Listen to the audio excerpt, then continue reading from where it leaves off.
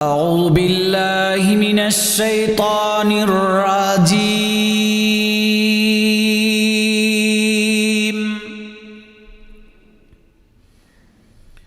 بسم الله الرحمن الرحيم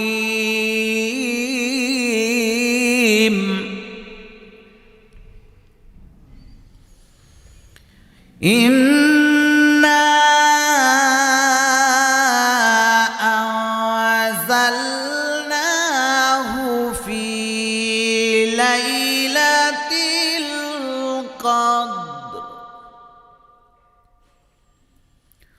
وما أدراك ما ليلة القدر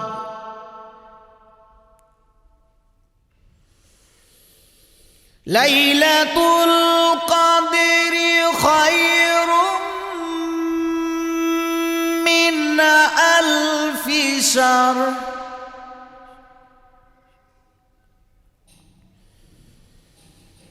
تنزل الملائكة والروح فيها بإذن ربهم من كل أمر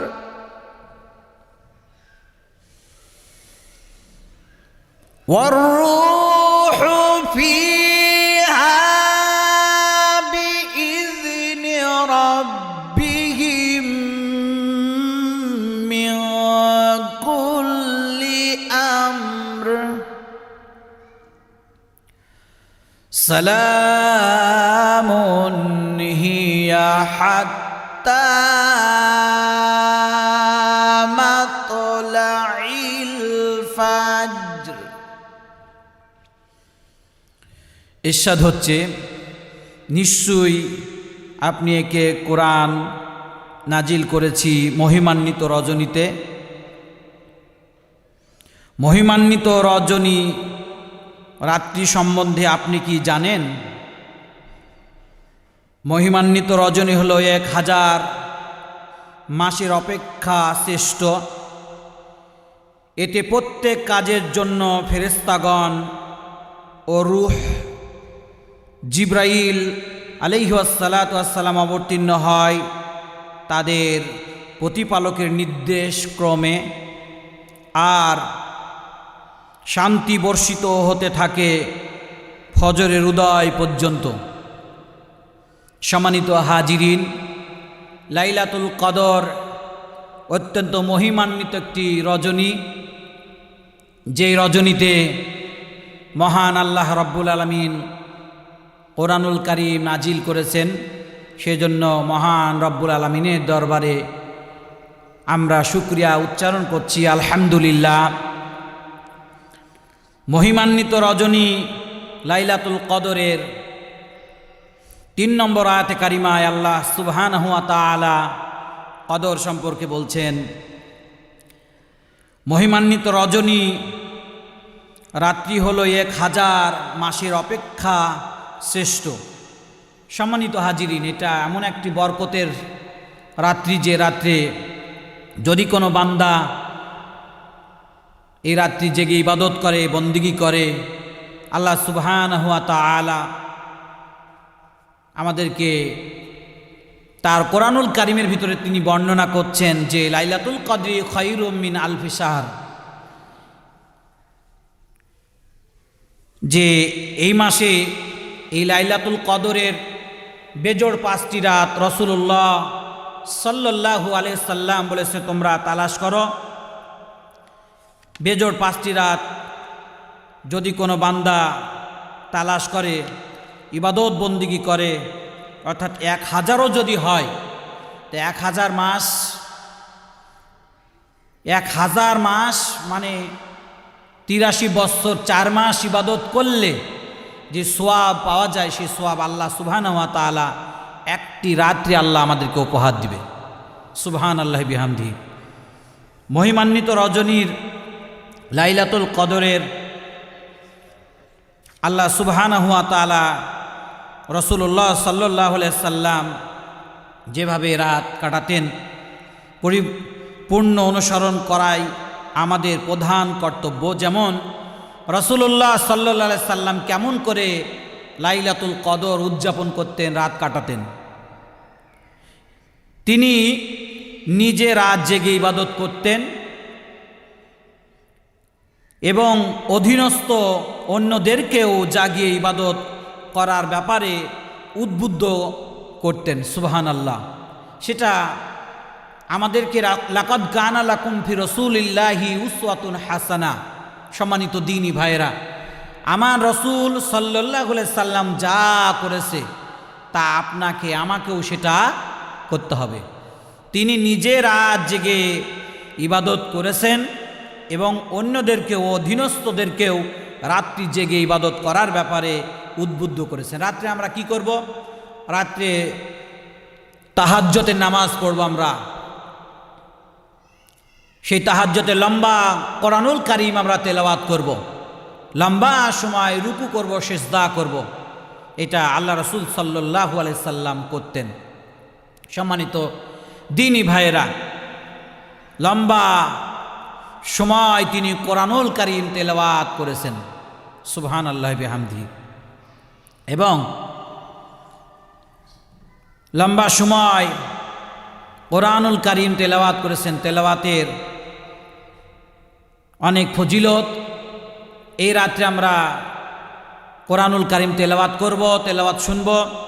দ্বিতীয়, লম্বা সময় নিয়ে তারাবি ও তাহাজ্জুদ পড়তেন। কিরাত ও রুকু সিজদায় লম্বা সময় তিনি নিতেন, লম্বা সময় তিনি কাটাতেন। সুবহানাল্লাহ। রুকু সিজদা দুটি মাঝে আরও একটু সময়, বেশি সময় অতিবাহিত করতেন আল্লাহ রাসূল সাল্লাল্লাহু আলাইহি সাল্লাম। সম্মানিত দ্বীনী ভাইরা, এবং রাসূলুল্লাহ সাল্লাল্লাহু আলাইহি সাল্লাম সিজদায় তাসবিহ পড়া, আল্লাহর নিকট দোয়া করতেন। আপনার আমার মনের সমস্ত যন্ত্রণা, ব্যথা, বেদনা নিয়ে আল্লাহ সুবহানাহু ওয়া তাআলার কাছে সিজদায় পড়ে গিয়ে তাহাজ্জুদের নামাজে সব কথাগুলো বলবো। আল্লাহ আপনার আমার জীবনের সব গুনাহ খাতাগুলো মাফ করবে। সম্মানিত দ্বীনী ভাইরা, এবং এই লাইলাতুল কদর রজনীতে রাসূলুল্লাহ সাল্লাল্লাহু আলাইহি সাল্লাম বেশি বেশি তওবা ইস্তেগফার করতেন। আপনার আমার জীবনে অনেক গুনাহ, যে গুনার শেষ নাই। রাসূল, নবী রাসূলদের কোনো গুনাহ ছিল না, কিন্তু তারা ইস্তেগফার করতেন, গুনাহ মাফের জন্য অনুশোচনা হয়ে আল্লাহর কাছে কাঁদতেন। এটা আপনার আমার খুবই প্রয়োজন, কারণ আমাদের গুনাহ এতই বেশি যে পাহাড় পরিমাণ, আসমান পরিমাণ আমাদের গুনাহ হয়ে গেছে। নাউজুবিল্লাহি মিন যালিক। এই রাত্রে রাসূলুল্লাহ সাল্লাল্লাহু আলাইহি সাল্লাম কোরআনুল কারীম তেলাওয়াত করতেন। আমরাও করব। নামাজ ছাড়াও, সালাত ছাড়াও, তাহাজ্জুদের নামাজ ছাড়াও তিনি বসে বসে আল্লাহর কালাম, মহাগ্রন্থ আল কোরআনুল কারীম তেলাওয়াত করতেন। সম্মানিত দ্বীনী ভাইরা, সেটা আমরাও বেশি বেশি করব এই লাইলাতুল কদরের এই রজনীতে। আল্লাহ আমাদেরকে তৌফিক দান করুক, আমিন। রাসূলুল্লাহ সাল্লাল্লাহু আলাইহি সাল্লাম আরেকটা কাজ করতেন, যেটা একাগ্র চিত্রে কাকতি মিনতির সাথে দোয়া করতেন। সেটা আমরাও করব ইনশাআল্লাহ।